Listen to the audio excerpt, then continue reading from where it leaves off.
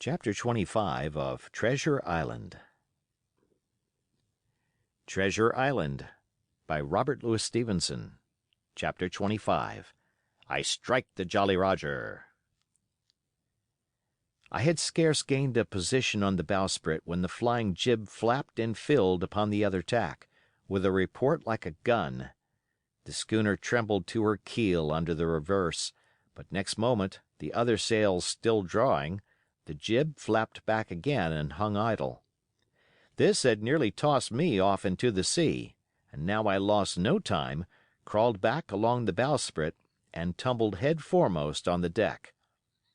I was on the lee side of the forecastle, and the mainsail, which was still drawing, concealed from me a certain portion of the after deck. Not a soul was to be seen.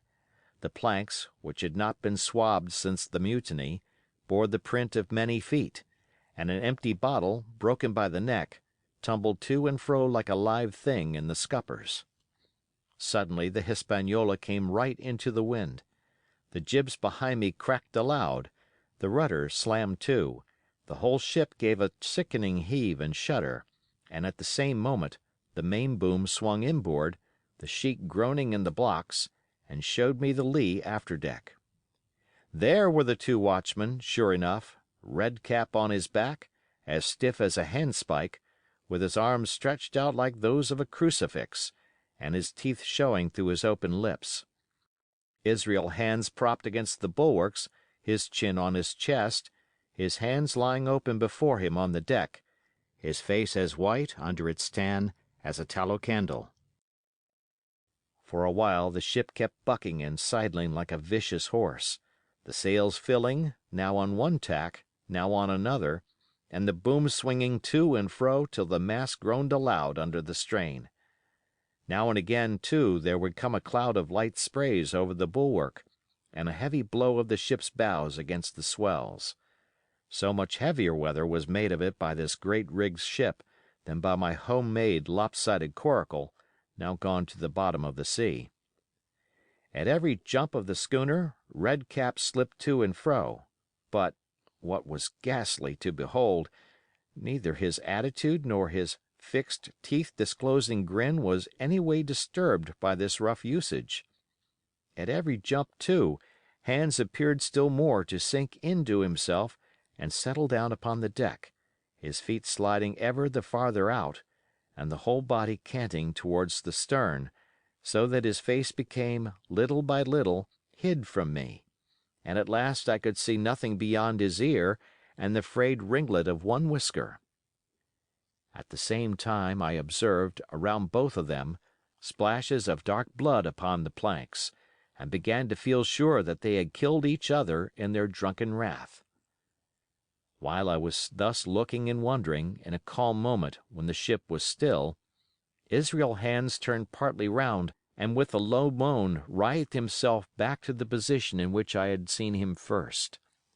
The moan, which told of pain and deadly weakness, and the way in which his jaw hung open went right to my heart. But when I remembered the talk I had overheard from the apple barrel, all pity left me. I walked aft until I reached the mainmast.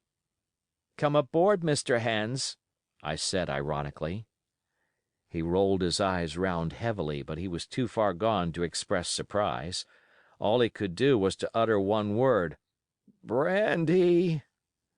It occurred to me there was no time to lose, and dodging the boom as it once more lurched across the deck, I slipped aft and down the companion stairs into the cabin. It was such a scene of confusion as you can hardly fancy. All the lockfast places had been broken open in quest of the chart. The floor was thick with mud where ruffians had sat down to drink or consult after wading in the marshes round their camp. The bulkheads, all painted in clear white and beaded round with gilt, bore a pattern of dirty hands. Dozens of empty bottles clinked together in corners to the rolling of the ship. One of the doctor's medicinal books lay open on the table, half of the leaves gutted out, I suppose, for pipe lights. In the midst of all this the lamp still cast a smoky glow, obscure and brown as umber. I went into the cellar. All the barrels were gone, and of the bottles a most surprising number had been drunk out and thrown away.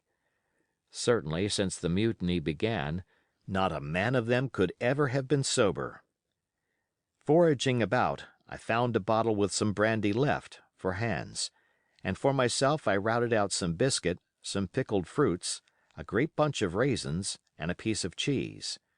With these I came on deck, put down my own stock behind the rudder head, and well out of the coxswain's reach, went forward to the water breaker, and had a good deep drink of water, and then, and not till then, gave Hans the brandy.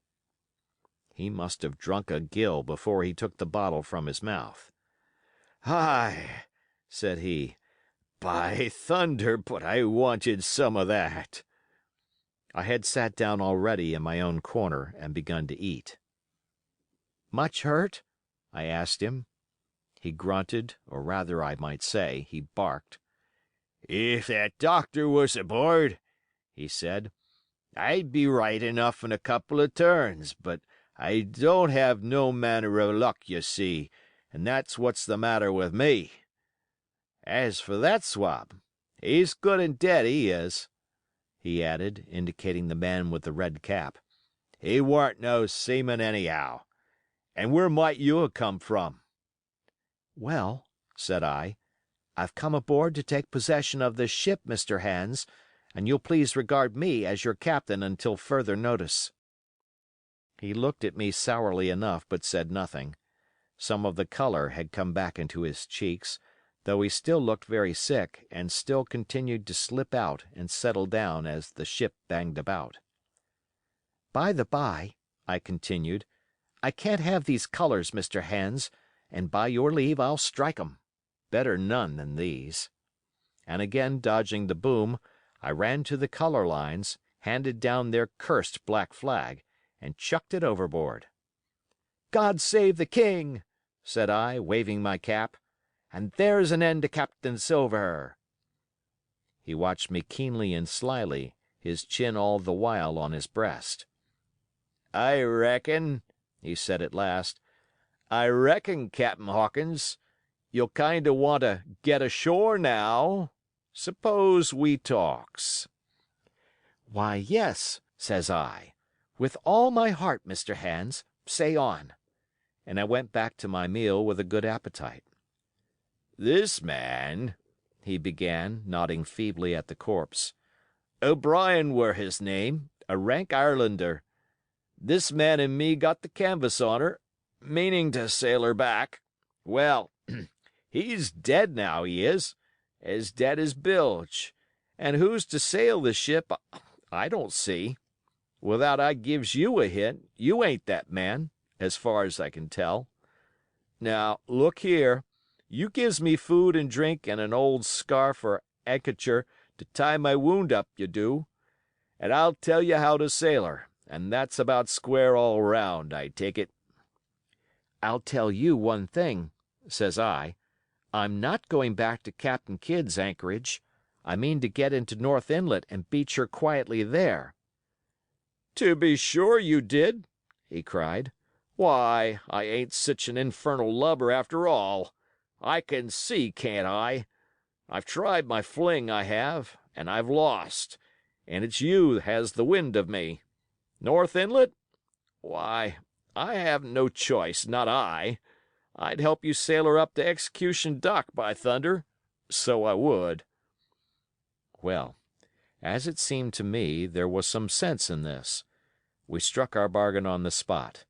In 3 minutes I had the Hispaniola sailing easily before the wind along the coast of Treasure Island, with good hopes of turning the northern point ere noon, and beating down again as far as North Inlet before high water, when we might beach her safely and wait till the subsiding tide permitted us to land. Then I lashed the tiller and went below to my own chest, where I got a soft silk handkerchief of my mother's. With this, and with my aid, Hans bound up the great bleeding stab he had received in the thigh, and after he had eaten a little and had a swallow or two more of the brandy, he began to pick up visibly, sat straighter up, spoke louder and clearer, and looked in every way another man. The breeze served us admirably.